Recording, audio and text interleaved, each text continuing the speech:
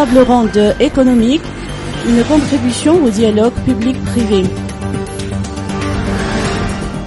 La 4e table ronde économique de l'Union européenne, qui s'inscrit dans le cadre de la Journée de l'Europe, s'est tenue aujourd'hui au Carlton House avec comme thème environnement des affaires et opportunités régionales, quels progrès réalisés, quels défis à relever. Secteur privé, administration et partenaires techniques et financiers se sont réunis autour d'une même table. L'ambassadeur de l'Union européenne nous apporte des précisions sur l'objectif d'une telle rencontre qui contribue au dialogue public-privé. Bon voilà, juste pour réitérer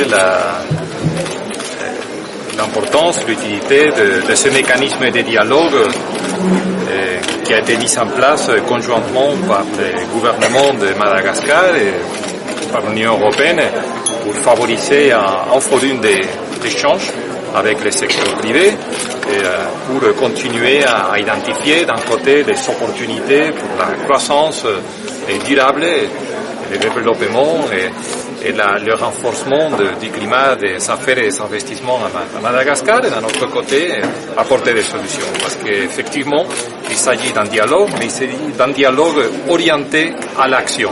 Et pour cela, on a des instruments à notre disposition. Tout d'abord, c'est le gouvernement malgache qui continue à mettre en place des mesures.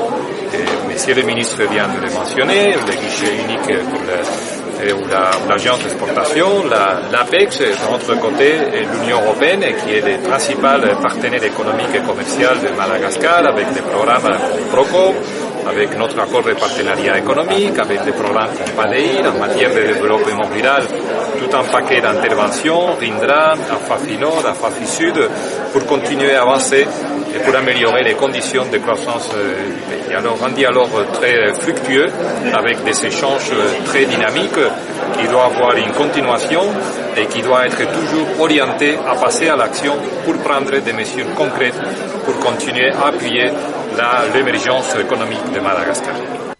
Nourdine Chabani, ministre du Commerce et de la Consommation, ont mis en exergue l'utilité du mécanisme d'échange pour continuer à identifier les opportunités pour une croissance et améliorer aussi bien le climat des affaires que celui des investissements. Le secteur privé a insisté sur le besoin d'améliorer la gouvernance politique, institutionnelle et économique et a évoqué plusieurs éléments essentiels pour obtenir l'assurance d'une telle stabilité économique en vue d'attirer les investisseurs étrangers sans désavantager les investissements locaux.